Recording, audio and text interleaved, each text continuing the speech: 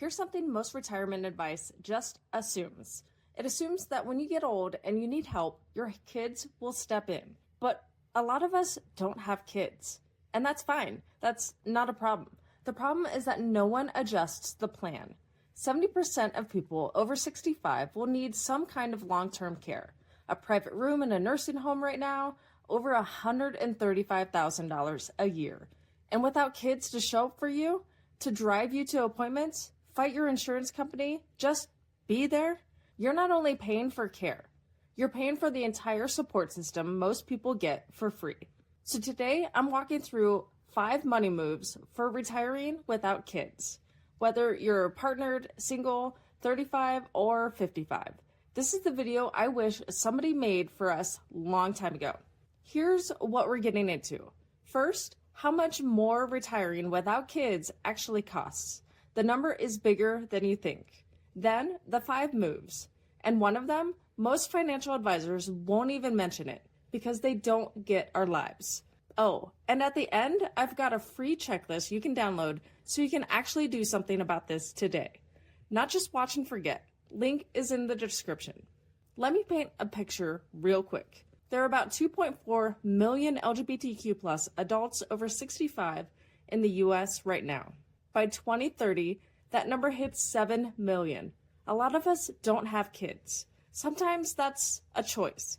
Sometimes the legal right to adopt or do IVF came too late. Sometimes family rejection changed the whole direction of our lives. And here's what gets me. The entire retirement industry, the calculators, the advice columns, all of it, is built around one assumption. Someone will be there. Your kids will manage your Medicare paperwork. Your kids will visit you in the nursing home. Your kids will make sure nobody mistreats you. But for so many of us, that's not the deal. We built our lives around chosen family, around friendships, around partners, and that's beautiful. But it means the financial plan looks completely different. So let's actually build one. No shame, no panic, just a real plan. Okay, so some people plan retirement around living expenses, housing, food, maybe some travel, cool. But if you don't have kids, there's a massive line item that almost nobody talks about. Move number 1, know your care number. This is the amount you need saved specifically for long-term care and support, on top of your regular retirement savings. Here's what care actually costs right now in 2026. Private room in a nursing home, about $135,000 a year. Assisted living, around $75,000. A full-time home health aide, roughly $78,000 a year. That's a lot. Now, the average 65-year-old is told to set aside about $135,000 total for future care needs. But that average includes people whose kids are doing the caregiving for free. Take the kids out of the equation and your number jumps. Also, and this matters, women need to plan more. The average care cost for women is $171,000 versus $98,000 for men, mostly because women live longer. So if you're a queer woman or a lesbian woman, this hits harder. For us without kids, plan for the higher end. $200,000 to $300,000 earmarked just for care. That's not your retirement fund. That's on top of it. I know. The number is heavy, but here's the thing. Once you actually know the number, you can plan for it. Most people never even get this far. You are already here. That number might feel scary, but move 2 is how you actually fund it without losing sleep. Move 2, lock in long-term care insurance in your 40s. Here's something that keeps me up at night. 60% of older LGBTQ plus adults are worried about how they'll be treated in a care facility. That's not a hypothetical fear. People are literally afraid of going back into the closet just to get safe care. So the real move here isn't just saving more money. It's buying yourself options. That's what long-term care insurance does. You get to choose where you receive care. You're not stuck wherever Medicaid sends you. You pick the facility. You pick the aid. You stay in control. 2 main factors. Traditional LTC insurance, you pay the premiums, and if you need care, it covers in-home help, assisted living, or a nursing home, your choice. Then there's hybrid policies, Life insurance with a long-term care rider baked in. If you need care, you tap the death benefit to pay for it. And if you never need care, your beneficiaries still get the payout. Nothing wasted. Why your 40s? Because premiums are dramatically cheaper when you're younger and healthier. Wait until you're 60 and you might not even qualify. And here's something that nobody talks about. Only about 1 in 5 long-term care facilities even have LGBTQ plus non-discrimination policies. 1 in 5. So having the money to be selective about where you go, that's not a luxury, that's survival. Some policies even include a professional case manager, someone who advocates for the quality of your care. If you don't have kids doing that for you, that alone is worth the premium. Okay, insurance handles the big what if, but move number 3 is about something money can't technically buy, except it kind of can. Move number 3, invest in your chosen family. Financial advisors love talking about portfolios, tax strategies, asset allocation. Almost none of them talk about this. And for us, it might be the most important retirement investment you'll ever make, your chosen family. Here's the reality. We are disproportionately reliant on friends, partners, and loved ones who aren't biologically related to us. That's not a weakness. That's how we've always done it. But those relationships need investment, real intentional investment. The same way parents invest in their relationship with their kids over decades so those kids show up later. So what does that look like? It looks like having honest conversations now, in your 30s, 40s, 50s, about what happens when one of you gets sick. It looks like exploring co-housing where you and trusted people live near or even with each other on purpose. It looks like mutual aid agreements, formalizing who helps with what. You can even set up a structure to compensate someone you trust for future caregiving. That's a real thing. It looks like researching LGBTQ plus specific senior communities. They exist. They're growing. Places designed by and for us. And organizations like SAGE, Services and Advocacy for LGBTQ Elders. They connect you with community resources and support networks. The National Resource Center on LGBTQ plus Aging is another incredible one. I'll link both of them below. But here's the key. Start now, not at 65. The relationships you build and deepen in your 40s and your 50s are the ones that carry you through your 70s and 80s. All right.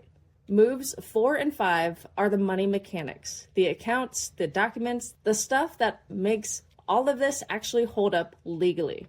Move 4, bulletproof your estate plan. I need to tell you about something that actually happens, and it's awful. An LGBTQ plus person passes away, or they get too sick to speak for themselves, and their estranged biological family, the family that rejected them years ago, swoops in. Overrides everything. The partner gets nothing. The chosen family gets shut out. Decades of wishes gone. This happens. Without kids as natural advocates, we are more vulnerable to this. So, you need an estate plan, and not just a will. Here's what bulletproof actually means for us. A will, obviously, but also a revocable living trust. So your assets transfer without going through probate, where someone can challenge them. A durable power of attorney.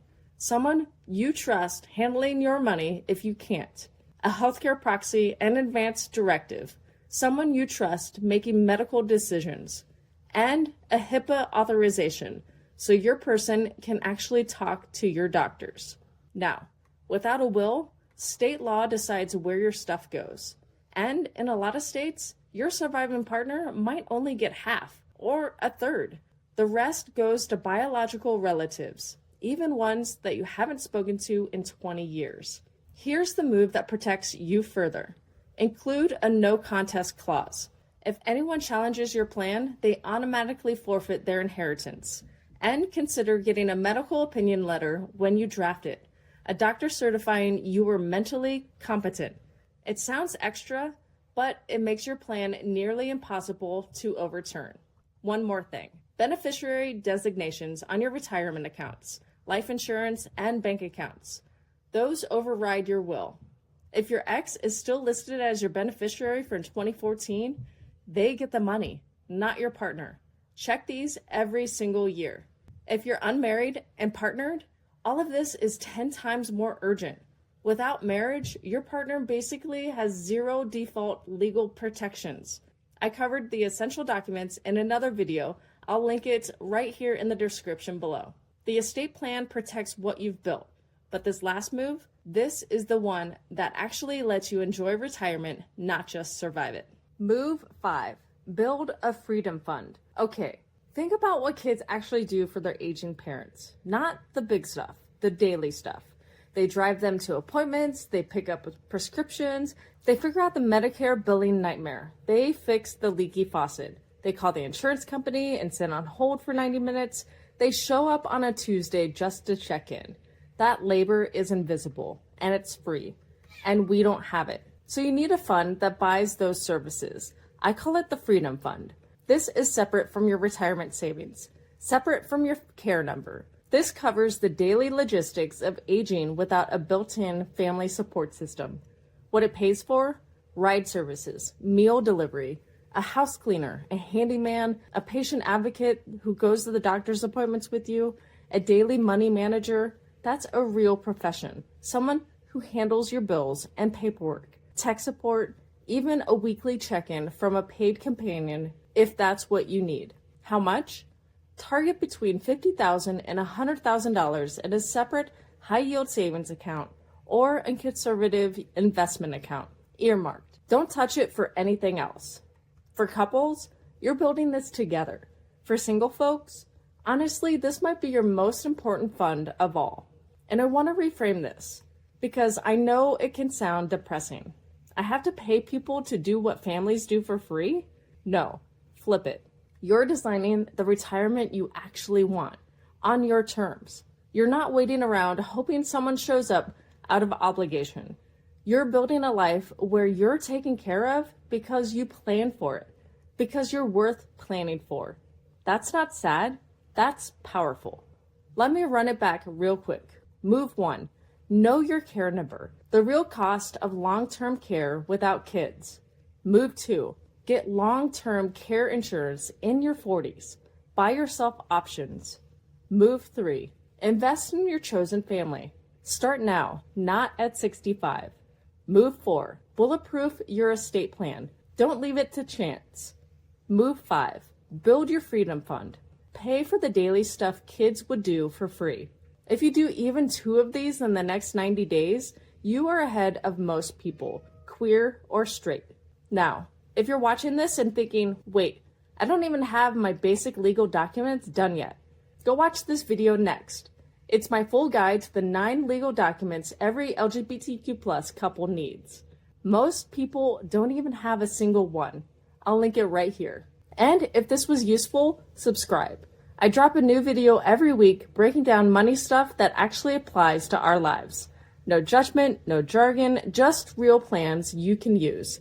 I'll see you in the next one.